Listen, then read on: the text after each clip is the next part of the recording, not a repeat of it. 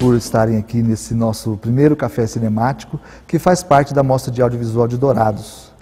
A intenção desse café é trazer para a discussão uma coisa que me é bastante cara e que eu espero que vocês também gostem, que é a relação entre o cinema e a literatura.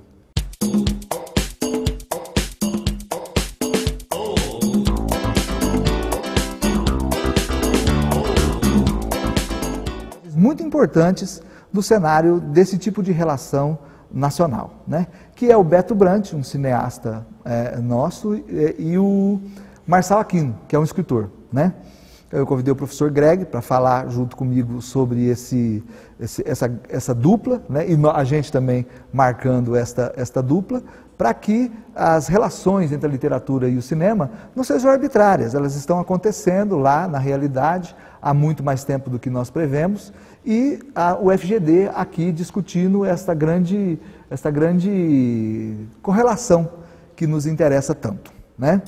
Portanto, agora eu gostaria de passar a palavra para o professor Greg e que ele faça a apresentação do tópico dele e daquilo que ele vai falar. Seja muito bem-vindo, professor Greg, a palavra é sua. Antes de começar, eu quero falar uma coisa importante, eu quero desejar a todos vocês um feliz dia do Orgulho Nerd. Hoje faz 36 anos que Guerra nas Estrelas estreou no cinema. Uma data importante e relevante para o nosso assunto. Quero agradecer ao professor Paulo pelo convite e aos organizadores da mostra por ter me chamado para participar. Eu estou um pouco nervoso com esse negócio de câmera, nunca me dei bem com ela, mas estou bastante ansioso para falar sobre o Marçal Aquino, que é um escritor que eu acompanho já faz um tempo, quer dizer, na verdade já faz muitos anos que eu acompanho a obra dele, e sobre o qual eu nunca falei, assim, digamos, academicamente, profissionalmente.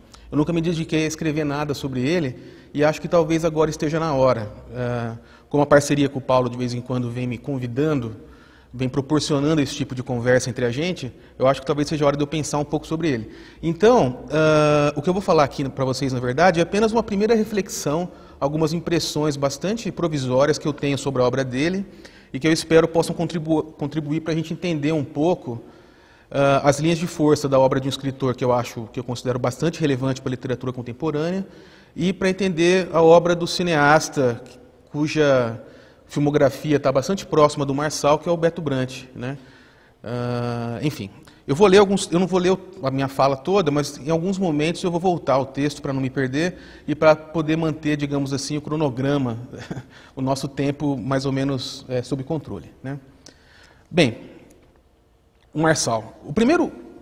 Quero lembrar, o primeiro conto que eu li do Marçal Aquino fazia parte de uma antologia, não sei se vocês conhecem, chamada Geração 90, Manuscritos de Computador, organizada pelo Nelson de Oliveira. Esse livro é de 2001. E o Nelson fazia um apanhado dos melhores, não dos melhores contos, mas dos melhores contistas da década de 90. Essa antologia teve depois um segundo número, mas, bem, eu gosto mais da primeira, na verdade. E naquele livro, que eu comprei um pouco despretensiosamente, tinha alguns contos desse escritor, nascido em Amparo, São Paulo, chamado Marçal Aquino. Me lembro muito bem de um conto em particular chamado Epitáfio. Era um conto bem curto, de apenas 2 cenas, uma coisa muito econômica, assim, que eu gosto muito disso. Tinha 1,5 páginas, mais ou menos, e essas páginas resumiam a vida de uma mulher, 2 momentos da vida de uma mulher. Na primeira cena, a gente viu uma pequena ilha fluvial, onde acontecia a ação e tal. Na segunda, quando o amante da mulher já morreu, a ilha é coberta pelas águas de uma represa. A imagem lembra a teoria do iceberg, do Hemingway. Vocês se lembram que o Hemingway dizia que todo conto revela apenas um pouquinho acima da superfície e esconde muito sob a superfície. E essa imagem me acompanhou quando eu comecei a ler o Marçal, os outros livros dele, e acho que se aplica bastante bem. O Marçal revela muito pouco. Os detalhes do relacionamento dessa mulher com o amante nunca são revelados para a gente. A gente sabe da morte dele de maneira um pouco indireta, e mesmo o sofrimento dela pela perda do amante, a gente não tem o prazer um pouco sórdido, né, que a gente esperaria, de contemplar. Tudo é muito oculto e muito subentendido, digamos assim. Eu acho que esse conto é uma acabada realização daquilo que o Ricardo Pilha dizia que todo conto literário tem que ter, que é coisa das duas histórias, não sei se vocês se lembram disso. O Pilha dizia que o conto clássico, como o do Poe ou do Horácio Quiroga, tem sempre duas histórias, uma história da superfície e uma subterrânea, escondida, onde a verdadeira ação está acontecendo. Segundo Pilha, a arte do contista consiste em saber cifrar a história 2 nos interstícios da história 1. O efeito de surpresa se produz quando o final da história secreta aparece na superfície. Eu acho essa definição bastante interessante e cabe muito para o Marçal Aquino. Agora, o que é que está oculto sobre as ações escritas nessas histórias? Principalmente relações afetivas, um dos temas mais caros ao Marçal. Relações afetivas muito desgastadas, muito tensas e muito difíceis. E o tema da violência. Disse muito que o Marçal é um representante de uma linha da ficção contemporânea que daria continuidade à estética de um Rubem Fonseca, por exemplo. Alguns chamam de brutalista, alguns chamam de novo realismo, enfim. Não quero ficar muito atento aos rótulos, mas ele trabalha a violência de maneira bastante interessante. Em relação às relações afetivas, desculpem a redundância, eu acho importante a gente lembrar, só para chamar a atenção de vocês, de alguns títulos dos livros do Marçal, muito representativos do que ele quer fazer. Um deles se chama O Amor e Outros Objetos Pontiagudos, gosto muito disso. E o outro, na verdade, uma coletânea de 2 livros no começo da carreira dele, se chama Famílias Terrivelmente Felizes. Ser feliz não é fácil, e as relações familiares nunca são isentas de muita dificuldade. Tem um conto dele chamado A Família no Espelho da Sala, em que a gente lê o seguinte parágrafo, vejam só. Os meninos cresceram nesse ambiente de afetos rarefeitos e não sei exatamente o que isso significou para cada um, mas acho que a louça manuseada com tanto zelo ocultava, sob o pó acumulado, os arranhões, disfarçava as trincas, como se algo terrível estivesse sendo gestado, lentamente. Na mesa do jantar da família do Marçal Aquino, a violência pode romper a qualquer momento, porque ela esconde um desgaste dessas relações profundo, de uma coisa que está adormecida, dessa história subterrânea, que pode acordar a qualquer momento, né? E um outro tema preferencial do Marçal é a coisa da violência, como eu tinha falado. Eu quero lembrar de um outro conto que eu acho muito representativo, e eu gosto muito dos títulos dos contos dele, né? Esse conto se chama 10 maneiras infalíveis de arranjar um inimigo, para facilitar o trabalho do legista. E foi publicado num volume chamado Faroestes, que é um volume muito difícil de encontrar nas livrarias hoje, está esgotado.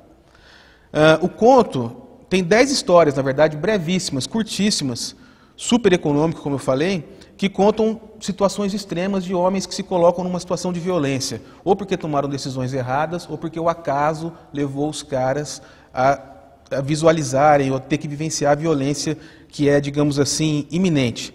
Eles estão sempre numa fronteira ética que eles têm que tomar uma decisão e essa fronteira é ultrapassada e a violência vai se manifestar. A violência nunca é o mais importante nos contos. Na verdade, o que importa é essa expectativa de que algo violento aconteça. Essas rachaduras na louça que a gente estava vendo no outro conto familiar, elas sempre guardam uma tensão que é, digamos assim, iminente. O que eu gosto nesse conto em particular é que o narrador se dirige diretamente para o espectador, para o leitor, fazendo do leitor o protagonista da história. Você está implicado naquela violência. Isso vai acontecer depois no Invasor, o Beto Brant vai sacar isso, quando ele deixa o Paulo Miklos olhar diretamente para a câmera. E o Paulo Miklos faz um sinal de que está engatilhando uma arma, falando diretamente com o espectador. Nós estamos implicados na violência que o Marçal está descrevendo aqui. Mas essa expectativa da violência, eu acho que tem origem, ou pelo menos dialoga na obra dele, com uma estética que me é muito cara. Quem me conhece sabe que eu gosto de algumas coisas muito particulares, assim, que é a estética do western. Eu gosto muito desses filmes, levo eles muito a sério. Eu acho que o John Ford é um gênio e o Sam Peckinpah também. Eu acho que o Marçal Aquino também acha isso. Tem um livro dele chamado Cabeça Prêmio, que tem a seguinte epígrafe, que eu acho muito representativa do que ele quer fazer no livro. É uma frase do Sam Peckinpah que diz o seguinte: eu gostaria de fazer westerns como Kurosawa fazia. A minha tese é que o Marçal ele também escreve westerns um pouco a maneira como o Peckinpah filmava os dele. Eu acho isso bastante interessante. O título do livro, Cabeça Prêmio, já remete a gente para aqueles cartazes de faroeste, né? Procurado vivo ou morto. E a história, mais ou menos, gira em torno de 2 pistoleiros que são contratados para matar um cara que roubou um chefão do tráfico. Na verdade, o cara não apenas roubou o chefão do tráfico, como sequestrou a filha dele, que parece não se incomodar nada com esse sequestro. Ela está muito feliz com o ladrão. E bem, aquele ambiente de fronteira, aquele clima difícil, tem algumas cenas em que armas são engatilhadas, situações que nos lembram a questão, aquele ambiente de salão, assim, tudo nos indica que nós estamos num verdadeiro faroeste brasileiro. E o tema do faroeste aparece não apenas nesse livro, mas em um monte de pequenas referências nas obras dele. Tem um conto chamado Matadores, que se passa aqui na fronteira entre Brasil e Paraguai, que o Beto Brant também filmou. Muito bacana, a boa parte da história se passa dentro de um bordel, e tem aquela coisa do salão, né? Tem um conto que se chama Renda-se Bob Mendes, você está cercado. Na verdade, é tão evidente a coisa do western que, na verdade, eu encaro isso como uma paródia do gênero. Tem aquela movimentação de pistoleiros e a história esconde uma relação trágica familiar, uma família desfeita, etc. e tal. Bem, tem um livro, como eu falei para vocês, que se chama Faroestes, e uma porção de outras cenas de tensão que acontecem com armas engatilhadas, para lembrar o começo do São Bernardo, do Graciliano Ramos, né? Enfim, eu acho que esses 2 temas, a família e essa violência iminente do western, são 2 dos temas, não a família, mas as relações afetivas, são 2 dos temas principais do livro que eu quero comentar com vocês um pouco rapidamente, que se chama Eu Receberia as Piores Notícias dos Seus Lindos Lábios. O último livro do Marçal Aquino, já faz um tempinho que ele não publica, foi publicado em 2005. Gosto muito desse título. Como eu já falei para vocês, os títulos do Marçal são sempre, né, interessantes. Bem, a história, o narrador começa a contar a história para nós, e aos poucos a gente vai descobrindo que o narrador ele foi desfigurado por um ato de violência que a gente só vai descobrir no final, mais ou menos, o que aconteceu. Essa é uma vantagem da literatura. Ele começa a contar a história e a gente não sabe que ele está desfigurado.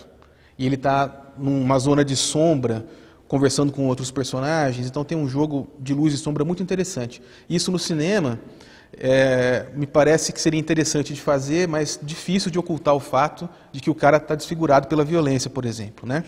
E aos poucos a gente vai descobrindo como que é essa história, que vai se completando aos pedaços assim, e no final a gente constrói, digamos, um painel ainda bastante lacunar do que aconteceu de fato, mas, enfim, é tudo que a gente tem da vida, né? Pedaços faltando e uma tentativa de entender o todo, que sempre a gente se perde no meio dos dedos. E o enredo é basicamente uma história de amor. Numa cidadezinha do interior do Paraná, uma região de garimpo, um fotógrafo chamado Calbi, que está contando a história para nós, se apaixona por uma mulher muito misteriosa chamada Lavínia. E o ambiente é tenso. No livro, o tema do western está bem divulgado, digamos assim, está bem evidente. Diz o narrador que o pessoal tem o costume de morrer aqui, ou que os personagens em torno dele parecem personagens de um faroeste que está sendo encenado naquele lugar. Então o clima de tensão é constante, nós sabemos que alguma violência vai acontecer. E todas as pessoas que estão em volta do Calbi, ouvindo a história dele, todas elas foram marcadas de alguma maneira por uma relação afetiva que deixou alguma espécie de cicatriz. Me lembro da dona da pensão, que tem a tatuagem de um ex-namorado que ela tenta esconder sob a camisola, quando ela tenta seduzir o Calbi, mas que, enfim, revela que aquele corpo marcado carrega uma história que, como todas as histórias de amor, nunca terminam bem. E tem a Lavínia, que é essa mulher fantástica que a gente não conhece direito e que tem 2 personalidades. Ela chega ao ponto dela ser tão diferente, cada personalidade dela ser tão diferente uma da outra, que ela chega a ter cheiros diferentes. O Calbi reconhece a Lavínia boa ou a Lavínia devassa, a puritânia devassa, chegando de acordo com o cheiro, né? E a relação amorosa é muito pautada pela questão de um aspecto físico degenerativo, digamos assim. O amor é uma doença. Uma primeira parte do capítulo é intitulada O Amor é Sexualmente Transmissível. E o Calbi não esconde em nenhum momento que o dia que ele conheceu a Lavínia foi o dia que ele contraiu o vírus da loucura, de um amor que já começou doente como uma peste. Então, Bem, como vocês estão vendo, é barra pesada. Quando o livro foi lançado, muita gente falou que o Marçal estava escrevendo pela primeira vez uma história de amor, que estava abandonando o tema da violência. O Rubem Fonseca chegou a ler os originais antes do livro ser lançado e sugeriu para o Marçal Aquino que ele mudasse o nome, que o livro se chamasse Lavínia. É um nome bonito, né? Mas o Marçal não concordou, achou que esse título é mais interessante.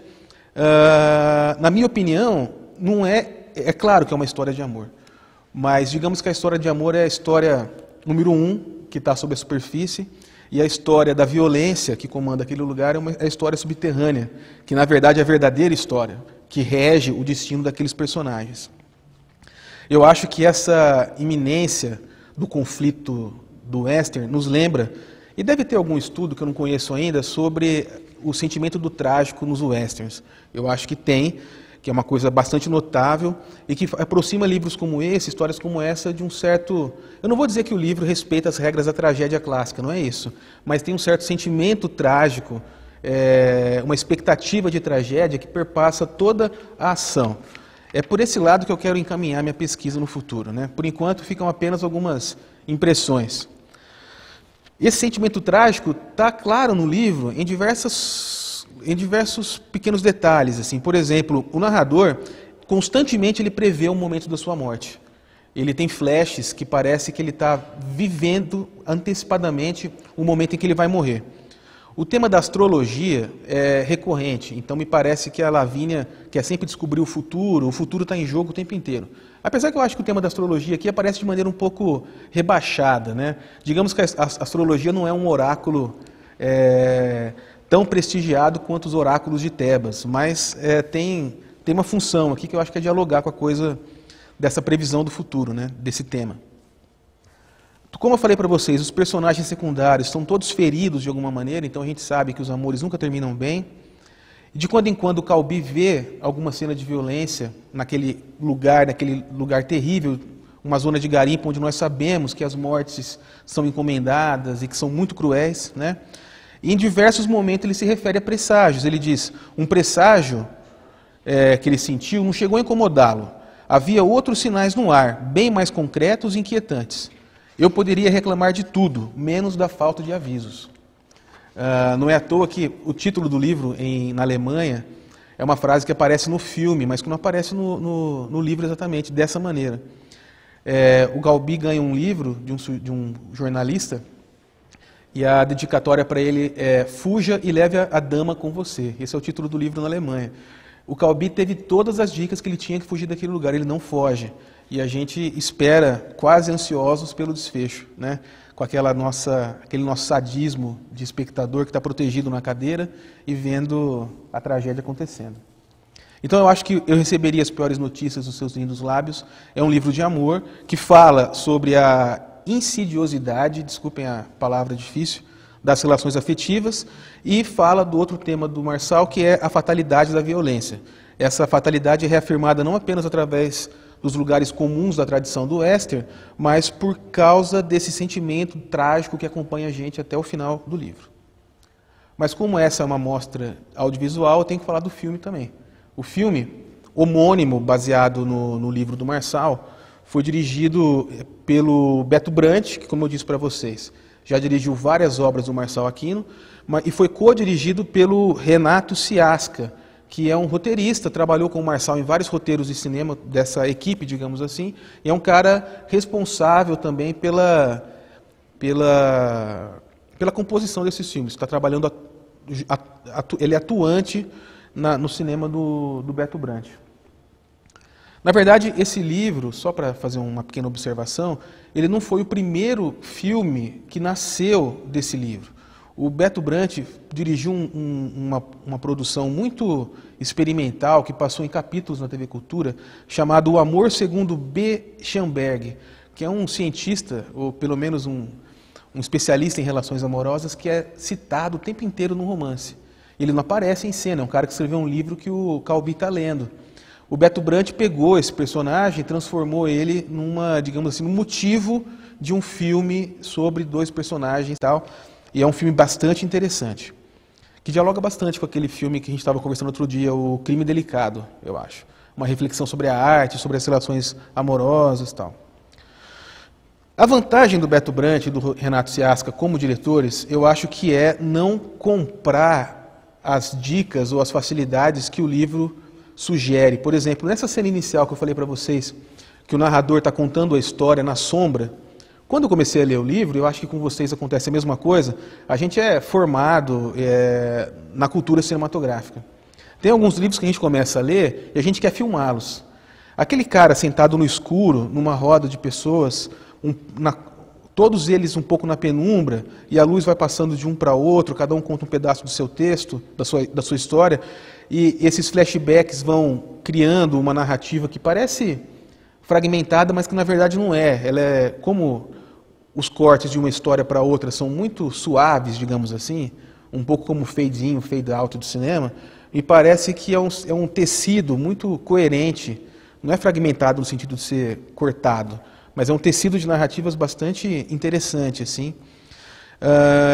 E essa cena do cara contando a história para os seus vizinhos, dá vontade de você colocar uma câmera e fazer aqueles caras sentarem numa varanda e tentar acompanhar direitinho aqueles movimentos sugeridos pelo romance. O Beto Brant e o Ciasca, eles não compram essa dica, quer dizer, eles não seguem isso, eles não fazem o que o livro sugere. Na verdade, eles possuem um cinema muito autoral, eles selecionam apenas aqueles elementos do filme que eles acham que são pertinentes, quer dizer, muita coisa fica de fora. Isso demonstra uma clareza muito grande no que eles querem fazer das suas histórias. Eles sabem fazer cinema, não tenho dúvida nenhuma. Eu acho que o cinema do Beto Brant é um dos mais interessantes, desde a retomada. O cara é consistente, ele dirige muitos filmes bons, ou pelo menos filmes sempre muito interessantes, né? E sempre com muita autoria, que eu acho que é o que falta num cinema como o nosso hoje, buscando... A gente fala muito de estabelecer um cinema comercial, etc. e tal, filmes do Daniel Filho para venderem bastante ingressos, etc. Eu acho que isso não tem que ser nossa preocupação. Nossa preocupação tem que ser o cinema autoral, de gente que sabe fazer cinema, como o Beto Brant faz. A gente poderia falar um monte de coisa sobre o filme. Já estou terminando, tá? Não vou me alongar muito, não. Por exemplo, a gente poderia pensar sobre o uso que o Beto Brant faz do tema da fotografia dentro do filme. O Calbi tira muitas fotos da atriz Camila Pitanga, que é a protagonista, e rouba o filme de maneira notável, assim. Ela é a estrela do filme o tempo inteiro e a câmera persegue ela.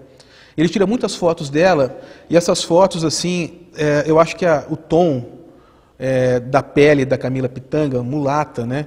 Ela ganha nessas fotografias uma tonalidade um pouco avermelhada, uma coisa incandescente, que lembra não apenas a coisa do desejo amoroso, etc. e tal, mas também que é uma coisa evidente da coisa do fogo e tal, mas me lembra um pouco a cor da terra, daquele ambiente, disputada naquele ambiente de maneira tão violenta e tão complexa, né? Enfim. A gente poderia falar também sobre as escolhas do roteiro. Eu acho muito interessante que o roteiro optou por ser mais discreto em alguns itens do que o livro. Por exemplo, não é dito no filme que a Camila Pitanga, a personagem dela, Lavínia, tem duas personalidades.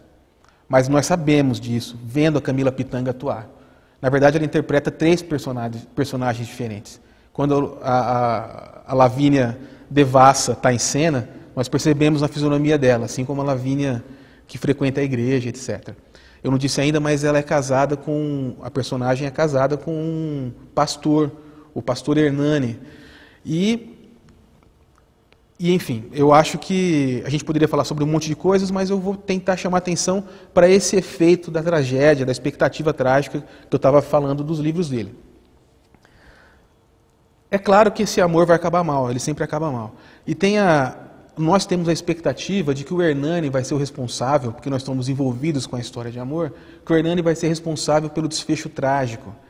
Num primeiro momento, eu imaginei assim, que existe, vamos voltar de novo à nomenclatura da tragédia, existe a razão do Estado e a razão do amor, né? Vocês se lembram das tragédias clássicas, você tem sempre um ato, digamos, uma decisão ética a ser tomada, e o Estado,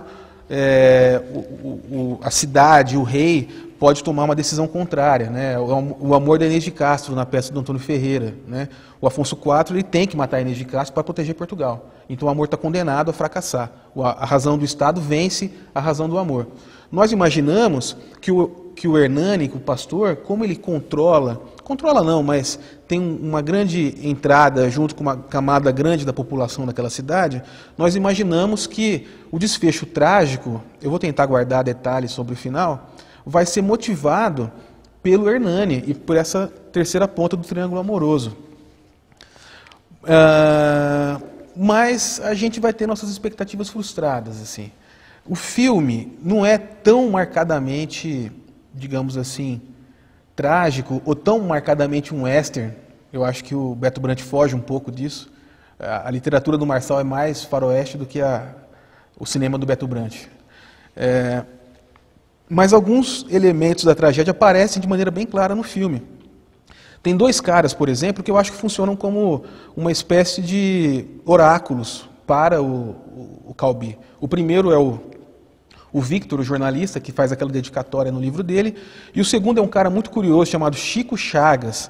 Ele é um mestre de cerimônias de um circo, ele é um palhaço, e segundo dizem por aí, um matador de aluguel. Então, ele olha diretamente para a câmera, como o Victor também olha, e implica você naquela tragédia, avisando a todos nós que a violência é iminente, né? E nós aguardamos por ela. O Calbi recebe os seus avisos, mas não foge com a dama e não a leva consigo. E o desfecho trágico vai se realizar. Mas como eu disse para vocês, não é a terceira parte, o terceiro elemento desse triângulo amoroso, o responsável pela violência. O responsável pela violência é essa história que está subterrânea, a história de amor, que é a história da violência nesse interior do Pará, que é uma violência nascida dos conflitos do garimpo, e no filme isso é muito destacado, a questão da exploração da madeira no lugar, que está acabando com a mata, etc. e tal, e acabando com a civilização ali, né? As populações ficam muito, digamos assim, locais, são muito empenhadas, isso aparece no filme, em combater os madeireiros.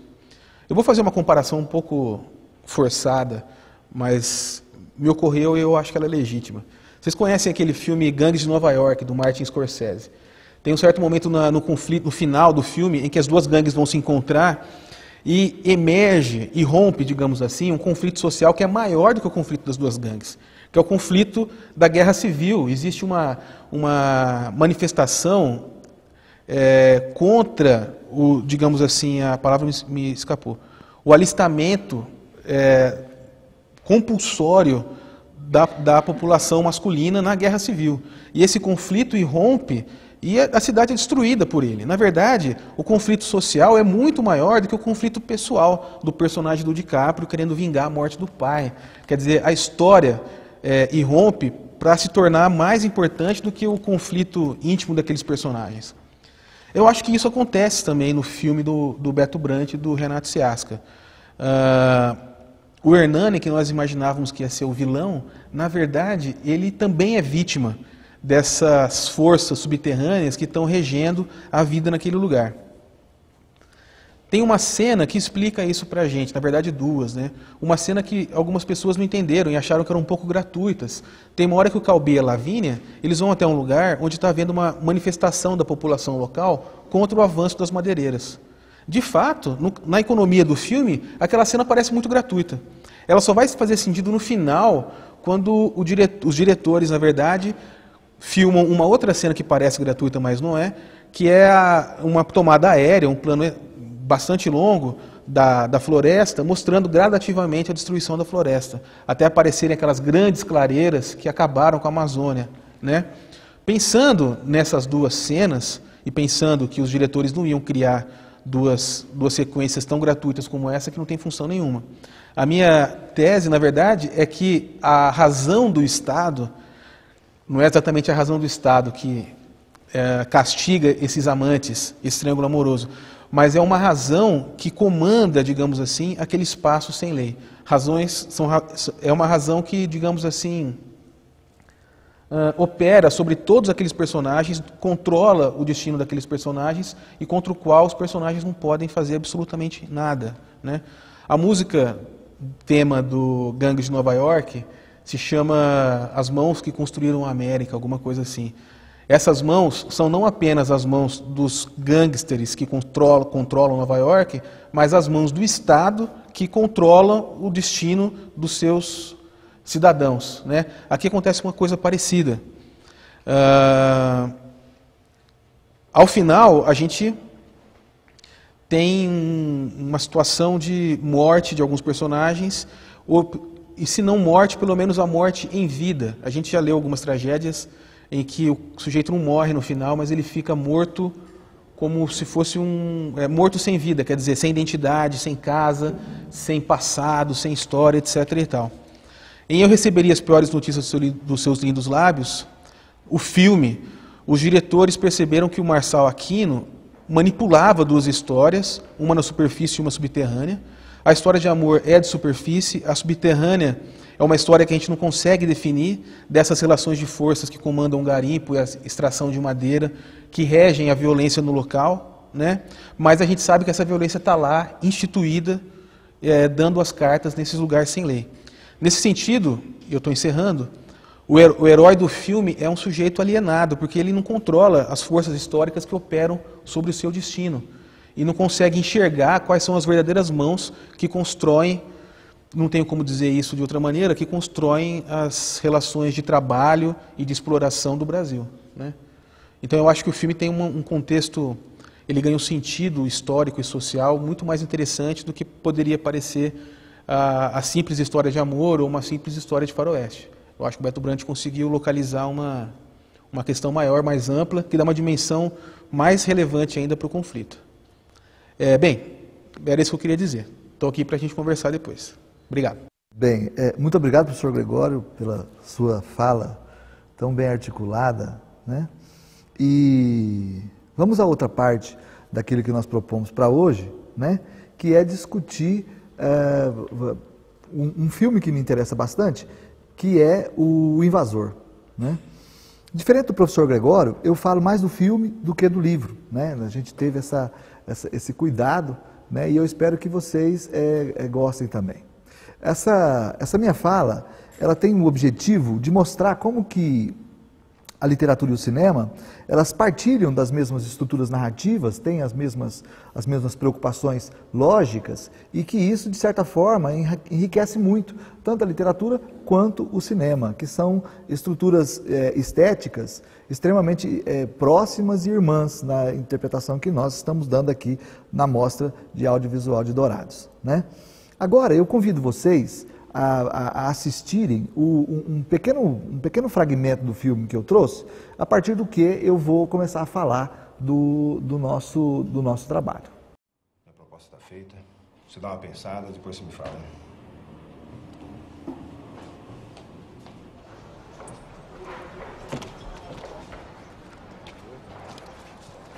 Giba! Giba! Oi, Ivan. Tudo bem? Eu preciso falar com você. Só um minutinho que eu tô terminando aqui com o Cícero, a gente já conversa.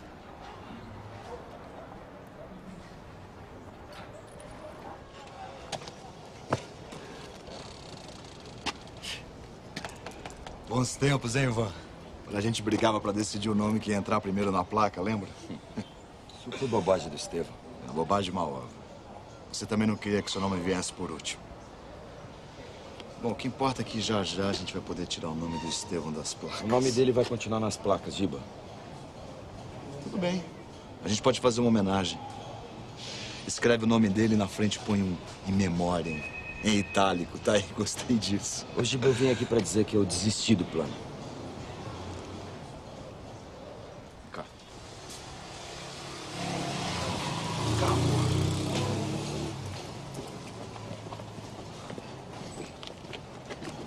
Como é que é? É isso que você escutou. Eu quero cancelar o seu plano. Meu plano? O plano é nosso, Ivan. E não vamos cancelar merda nenhuma. Eu tava louco quando eu topei essa parada. Agora eu tô vendo que não dá pra segurar. Isso é engraçado, né? Até ontem tava tudo certo.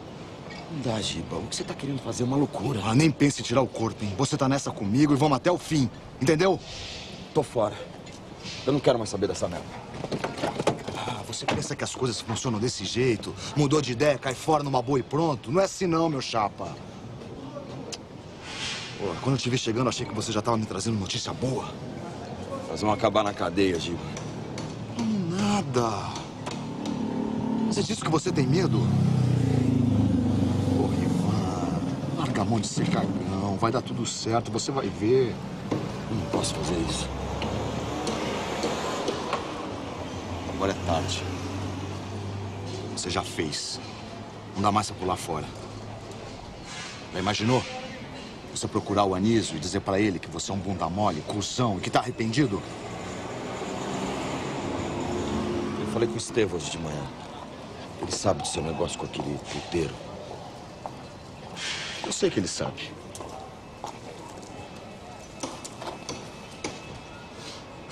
Mas ele te contou como descobriu isso? Não, não contou. Sabia. Não é como você é inocente? O Estevão e os amiguinhos dele vão lá toda terça depois do futebol. Ele é cliente preferencial. Foi assim que ele descobriu. E da Alessandra? Ele te contou? A menina preferida dele? Pra você ter uma ideia, eu sei até o que ele gosta de fazer com ela. Ivan, põe uma coisa na cabeça. O Estevão não é santo. Se a gente bobear, ele põe no nosso rabo, porra. Vem cá. Dá uma olhada no Cícero. Parece um sujeito inofensivo, não? Mas você acha que ele tá contente em ser o que é? Ele é o encarregado da obra, manda na peãozada, tem poder. Mas é claro que ele não tá contente com isso. Ele quer mais, como todo mundo. E se tiver uma oportunidade, ele vai aproveitar. Você tem alguma dúvida? O mundo é assim, meu velho. O Cícero pode ter até aquela cara de sonso, mas se precisar, ele vira bicho. Ele só te respeita porque sabe que você tem mais poder do que ele. Mas é bom não facilitar com essa gente. No fundo, esse povo quer o seu carro. Querem o seu cargo, o seu dinheiro, as suas roupas. Querem comer a sua mulher, Ivan. É só ter uma chance. É isso que a gente vai fazer com o Estevão. Vamos aproveitar a nossa oportunidade antes que ele faça isso primeiro. Bela filosofia de vida, hein, Giba? Dá licença. Dá licença, vai. Ah, o lobo mau queria comer os porquinhos. Olha o lobo mau. Esse aqui é o lobo mau? É o lobo mau esse aqui? Não, pai, ele é bonzinho. Esse aqui é bonzinho, então protege. A relação que eu fiz é que o Giba, que está ali tentando convencer o Ivan a participar do plano, o plano é o seguinte: eles são três sócios em uma empreiteira. E o terceiro sócio, ele não está concordando com uma proposta feita também pelo Giba de um trabalho meio insidioso, né? Parece que envolve uns projetos para o governo e superfaturados, e o Ivan é o mais frágil dos três, né? O Giba é aquele que quer fazer o trabalho, quer levar adiante o projeto e ganhar mais dinheiro e tal. E o Estevão, que é o acionista majoritário da empresa, ele não está aprovando isso. Então o plano é matar o Estevão para eles poderem ficar sozinhos com a empreiteira e assim poderem fazer da maneira como eles querem, resolvendo o problema, né? O Giba, então, funciona como uma espécie de Mefisto, né? No sentido de que ele tá tentando seduzir o Ivan para o trabalho a ser feito. E está demonstrando as vantagens e tal. E o Ivan, por aparentar ser mais frágil, ele acaba sendo rebocado pelo Giba para esse trabalho, né? Eu vou tentar, além dessa relação com o Fausto do Goethe, que envolve o Mefisto, eu vou tentar mostrar como que o filme, ele copia um modelo literário de romance de construção, né? Na tese que eu desenvolvi, na ideia que eu tenho, a minha hipótese de pesquisa é de que o filme desenvolve o mesmo movimento que o livro promove. E a curiosidade desse filme e desse livro é que ele inverte uma coisa que para nós parece tradicional. Primeiro, o escritor escreve o livro e depois, geralmente, o cineasta, depois de ler esse livro, é que vai filmar o filme, né? Nesse caso, aconteceu o contrário, né? O Marçal Aquino tinha alguns escritos já sobre o livro, mas ele não estava concluído. E o Beto leu esses originais, que ainda não estavam escritos, né? E imaginou o filme.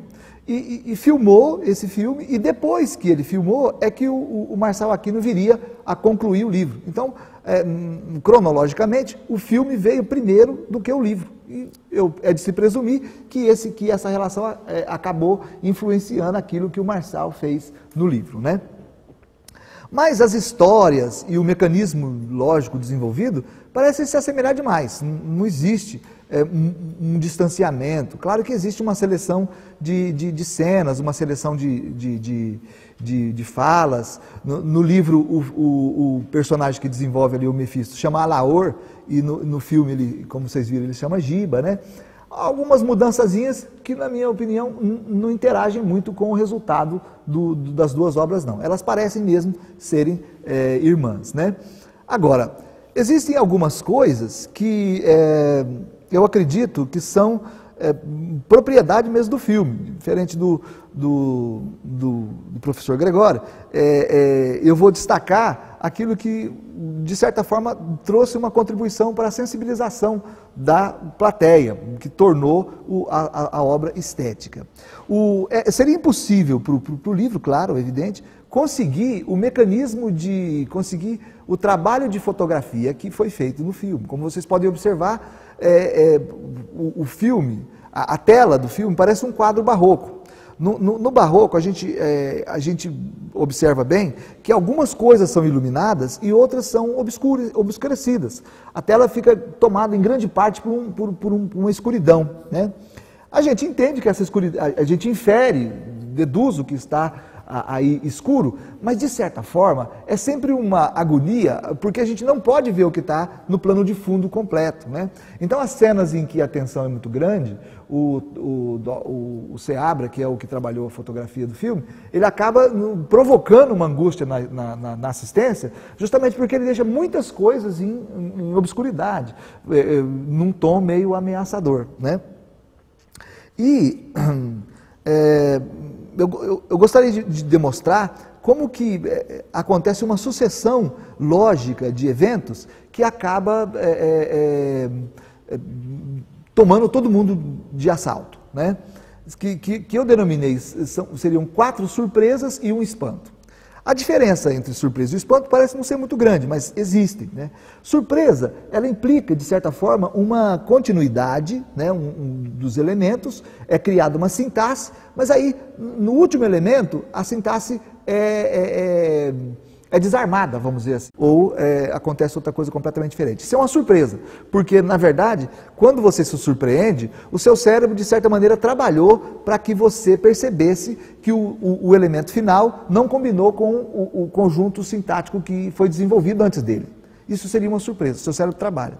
O espanto, na minha opinião, é de maneira diferente, porque muito embora ele precise dessa sintaxe, na verdade a gente se surpreende porque a sintaxe acontece, os elementos são colocados todos em ordem para a gente se surpreender no final, acontece um amálgama desses elementos. É como se o cérebro parasse um pouco e não conseguisse organizar as ideias, e é isso que eu estou chamando de espanto, né? No espanto, haveria, portanto, uma concatenação, uma aglutinação dos elementos sintáticos que foram dispostos no tempo próximo ao passado, né? Então, é muito interessante que tanto o livro quanto o filme criam esta organização narrativa. E é por isso que eu acho que essas duas obras, muito embora tenham histórias muito parecidas, elas acabam desenvolvendo as suas potencialidades e são diferentes entre si, mas estão completamente emuladas, né? Um teórico muito importante para nós, chamado Christian Metz, ele imaginou 4 formas da gente analisar o cinema, né? Que a primeira seria, não hierarquizando nenhuma delas, mas seria você descobrir técnicas do cinema propriamente ditas, né?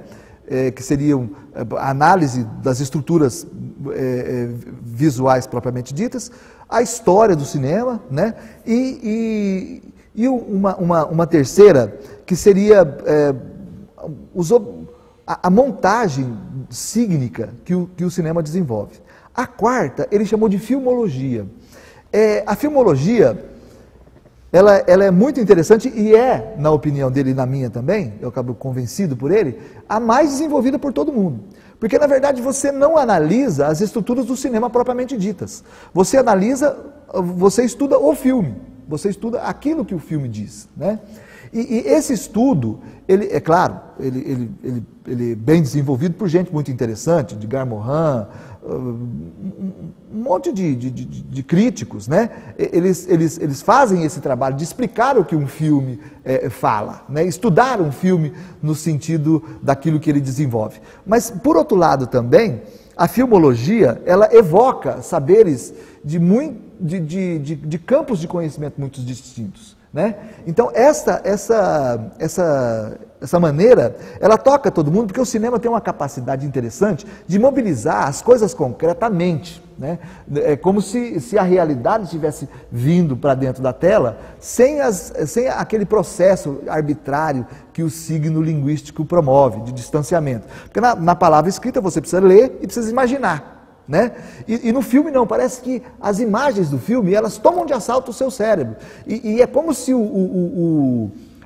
o filme pensasse por você, porque você não, muito raramente é preciso uma disciplina muito grande para você parar o seu cérebro e dizer, olha, eu estou vendo essas imagens, mas essas imagens, elas foram articuladas, elas têm tais e tais organizações ideológicas. É muito difícil fazer isso, é preciso uma mente muito treinada.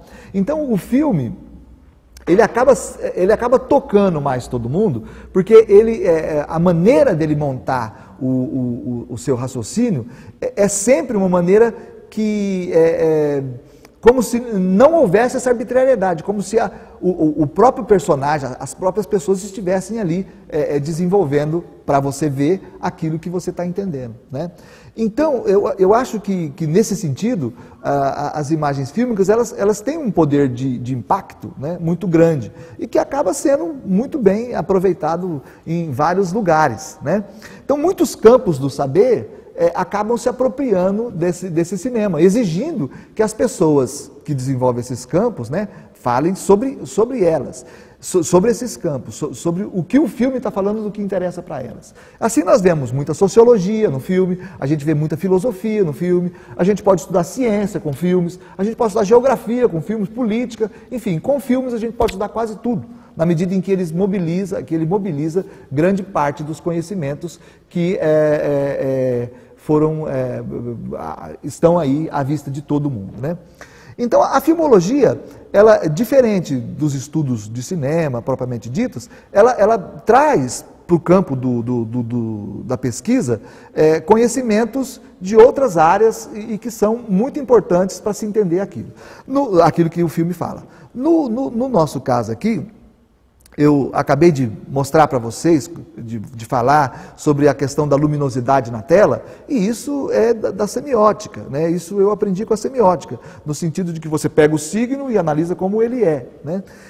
Uma coisa interessante que eu vejo nesse filme é que o desenvolvimento dele, o Ivan, inicialmente, ele já não está muito propenso a fazer, a entrar na conversa do Giba e assassinar o Estevão. Ele está meio receoso disso, ele é mais medroso, o Giba é mais atirado, né? O Giba tem um prostíbulo de luxo na cidade, ele é o que realmente domina a narrativa e que é o Mefisto, enfim. Mas o personagem interessante é o Ivan. O tempo todo a gente vê o desenvolvimento da crise psicológica dele, né? E o Ivan é acometido de uma primeira surpresa. A mulher do Estevão estava junto com ele no momento em que o assassino precisou de matar os dois. Então, a mulher do Estevão morre também. Aquilo toca mais, evidentemente, o Ivan do que o Giba. O Giba considera tudo como um acidente de trabalho e nós precisamos resolver o problema. O Ivan já fica meio abatido com isso, né? O fato da mulher ter morrido também. Logo depois, acontece uma outra surpresa. O assassino passa a conviver com eles, vem para a firma, para a empreiteira e fala, eu vou trabalhar aqui agora. Cristo Rei, o que a gente vai fazer com esse homem dentro de uma firma? Ele não sabe fazer nada, né? E é um assassino, meu Deus. E aquilo enche de pavor e de medo o Ivan, né? E ali a crise psicológica do Ivan começa a se agudizar. Ela se torna mais agônica, né? Logo depois, nós vemos outro problema. O assassino, ele fala, não, eu descobri um nicho de mercado que vocês não conhecem. Nós vamos gravar um disco. E aí vem o Sabotagem, que é do rap, é um rapper. E começa a falar assim, ó, eu quero gravar o disco e tal. E o assassino diz, vocês vão financiar o disco do rapaz. E aí ele é um disco de rap, né? E aí o Ivan e o Giba ficam assistindo a performance do Sabotagem, que é um rapper famoso, né? Que morreu recentemente, inclusive. E fica claro a distância que há entre as classes sociais, porque a classe do Ivan e do Giba não gosta muito de rap, claro, né? Ela é mais abastada, mais elitizada. Mas acontece que quem está morrendo de medo, segundo o Arnaldo Jabor, nessa situação, são os branquelos. Porque, ou seja, o Giba e o Ivan, né? Então isso já é uma terceira surpresa, né? Aí sobrevém uma situação também extremamente angustiante, que é o fato de que, com essa sucessão de surpresas, o Ivan acaba se degringolando. A psique dele entra em colapso. Ele é um homem com a mente em frangalhos, né? E aí o casamento dele acaba, porque ele também não dá conta de sustentar nada, ele planeja roubar a empresa e fugir do Giba, sumir do Giba, né? Isso significa, em última instância, que o Ivan não está dando conta de administrar as consequências do mal que ele ajudou a deflagrar. E ele fica sonhando com a hipótese dele se livrar daquilo. Ele não quer aquelas consequências, ele concordou, mas ele não quer aquelas consequências, né? Ele acaba o casamento dele e começa a namorar uma moça chamada Cláudia. E ele só consegue paz quando ele está namorando essa Cláudia. Mas acontece que a Cláudia foi contratada do Giba para namorar com o Ivan, para poder controlá-lo melhor. Quando o Ivan descobre que a Cláudia também é uma prostituta dessa do prostíbulo dele, aí a bolsa de escrúpulo dele se rompe. Ele não dá conta mais, tem uma verdadeira odisseia pelo centro da cidade, tentando buscar solução para os problemas dele, mas ele acaba na delegacia falando, olha, eu fiz isso, conta todo o crime que ele e o Giba cometeram. E a gente fala, vai ser todo mundo preso, né? Vai ser todo mundo preso. Só que aí vem o espanto. Os policiais prendem o Ivan e levam ele para a casa do Giba. Chega lá e fala assim, olha, foi lá, abriu o bico da situação toda, eu não sei o que fazer com ele, vê o que você faz aí. A gente fica super surpreso, porque os policiais deveriam prender todo mundo, né? Mas acontece que essa delegacia é a delegacia do amigo do Giba, que contratou o assassino. E aí o Giba fica doido, né? E a gente fica doido também, porque nesse momento acontece isso que eu falei para vocês, nossa mente para. A gente fica, meu Deus, mas o que está acontecendo? Ficamos olhando assim, sem saber o que está acontecendo, né?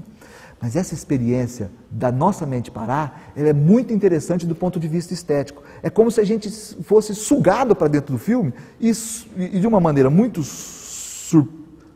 surpreendente, a gente é engolido pela história. O Charles Sanders Peirce diz que esse momento em que a nossa mente ela entra em convulsão e todos os signos eles se tornam uma amálgama, é chamado de Phaneron. É o momento que antecede a nossa criação de signos, né? Eu achei isso muito interessante, porque o Ivan, ele não está preparado para o mal que ele deflagrou. Assim como o Dr. Fausto também não está preparado para o mal que ele acabou causando. Lá o Dr. Fausto do Goethe, né? Só que o Ivan, ele é falso. Você pode entender o tempo todo que ele é um menino acuado pela hipocrisia reinante, ele é manipulado o tempo todo, né? Então, você pode fazer essa leitura, ir para casa, dizer, olha, basta eu não fazer o mal, que está tudo bem, né? mas você pode fazer outra coisa também. E eu acho que nessa situação segunda fica um pouco mais interessante. É que nós somos terríveis. Nós todos. Nós queremos nos beneficiar das coisas, mas a gente quer sempre a ideia de que nós somos do bem. Nós somos pessoas agradáveis. Nós não somos capazes de fazer o mal. Então o Ivan, quando ele pensa ele mesmo, ele tem uma dó muito grande de si. E ele quer convencer todo mundo de que ele não é culpado, no final das contas, por todo o mal que ele causou para as pessoas do filme. Mas o filme inteiro, ele se desenvolve no sentido de habilitar o Ivan para o mal que ele é capaz de causar. Como dizendo assim, olha, eu entendo que você está arrependido do seu mal, mas ele já está causado, né? Então o culpado desse mal é você mesmo. Mas o Ivan não quer assumir. Então esse momento do Faneron, esse momento de ação do nosso cérebro, é esse momento de encontro epifânico com a verdade do nosso ser. Todos nós somos capazes de fazer coisas terríveis, né? O que nos refreia são os nossos escrúpulos, né? Nós não queremos, nós somos moral que de certa forma organiza os nossos atos, né? Mas acontece que não é dizer que dentro de nós não durma um ser terrível. Nós não queremos encontrar com ele e o tempo todo nós ficamos afagando ou mantendo distante das nossas atitudes do cotidiano. Não foi possível para o Ivan manter esse ser no lugar a salvo do cotidiano, né? Então é preciso que ele seja capaz de enfrentar-se. Então é nesse sentido que eu acredito que o filme é um filme que se assemelha muito ao romance de construção. O filme inteiro seria um filme de construção. A construção do Ivan como o ser maléfico que ele é e responsável por tudo que fez. O que vai acontecer depois, o filme encerra nesse momento em que o Ivan vê que na casa do Giba está o Giba e está o assassino, a gente não sabe. O filme termina nesse momento, né? A gente pergunta, e o que vai acontecer agora? Bom, podem acontecer muitas coisas. Primeiro o Giba e o assassino darem cabo do Ivan também, né? E aí, né, sei lá o que é que vai acontecer posteriormente. Uma segunda hipótese é o Ivan assumir que ele é do mal mesmo e vamos ver o que é possível trabalhar agora para que a gente consiga continuar vivendo, né? De qualquer forma, o que eu acho interessante nesse filme é esse fato dele conseguir de nós esse instante de paralisação mental que, de certa forma, é um instante para o Ivan repensar a sua trajetória e dar à sua vida um significado um pouco mais complexo do que aquele simples que ele vinha desenvolvendo, de que eu sou do bem, mas eu fiz uma coisa ruim, me perdoem por favor, né? Eu estou arrependido, vocês também têm que me ajudar e Deus vai me ajudar, né? Parece que isso não é possível no filme, e eu acho até que na nossa vida também não é tão simples como o Ivan está querendo. Nossa vida é complexa, o mal e o bem estão mesclados, eles estão aí em todos os lugares, e é preciso que a gente saiba administrar a nossa existência para que a gente possa computar aquilo que não está de acordo com os nossos escrúpulos, não está de acordo com a nossa moral e ética, de maneira mais complexa do que a que o Ivan conseguiu. Eu queria falar isso aí. Não sei, eu acabei. Professor Bergoglio, a respeito do livro que você estava comentando na sua fala, vamos imaginar que um jovem, um adolescente, ou mesmo alguém assim, recém-chegado à universidade, uma pessoa jovem, chegasse para você e perguntasse, né, pedisse uma consideração sobre esse livro, né, o que você diria para esse jovem, para essa pessoa, no sentido de que vale a pena ler esse livro, por que ele deveria ler esse livro, na sua opinião? Pergunta difícil, mas não era para ser difícil, porque essa pergunta é a que todo professor tem que fazer, né? A resposta que o professor tem que estar pronto para dar. As minhas colegas professoras sabem disso. Por que eu tenho que ler esse livro e não outro, né? Bem, eu acho que o livro tem algumas qualidades assim que eu considero bastante evidentes. as pessoas com quem eu converso gostam muito do livro. O livro fez um relativo sucesso. E dentro da obra do Marçal, foi de longe o livro de melhor recepção do público, assim. Eu acho que a história é atraente, primeiro, por causa da história de amor, quer dizer, tem aquela premissa que é, digamos assim, comum às histórias de amor, um amor febril, intenso, dessa moça, Lavínia, por esse fotógrafo. Uma coisa que eu não disse ainda, eu não disse na minha fala, é que a Lavínia tem um passado bastante complicado. Ela era prostituta, tem uma história de abuso na família. Então, quer dizer, me parece que ela já é uma personagem interessante em si, digamos assim. Agora, além do entrecho amoroso, é mais ou menos aquilo que eu estava falando. Eu acho que tem uma questão social submersa no livro e no filme, porque isso tem no livro também, não é uma coisa que o Beto Brant e o Ciasca inventaram, que dá uma tonalidade, um tom trágico, mas ao mesmo tempo de reconhecimento de nós, leitores, de uma situação social terrível, que é dessas forças ocultas controlando o desenvolvimento do país. Quer dizer, o desenvolvimento do país parece estar subjugado, não é subjugado, está nas mãos de forças inescrupulosas que nós absolutamente não controlamos. E dentro desse ambiente de descontrole, digamos assim, do sujeito não conseguir agir sobre as forças históricas que estão construindo o destino dele, esse sentimento de absurdo, de impotência, eu acho que já vale a leitura do livro, entendeu? Na verdade, é aquela história, a gente tenta muito justificar a leitura do livro para os nossos alunos e para as pessoas interessadas como obras edificantes que vão trazer para a gente alguma espécie de ensinamento. Mas, na verdade, o ensinamento da literatura é muito difuso. Vem de uma experiência estética que não sei se ensina algo para nós diretamente, mas é claro que ensina, mas não da maneira mais evidente, digamos assim, né? Sem ser didático. Bem, acho que é isso.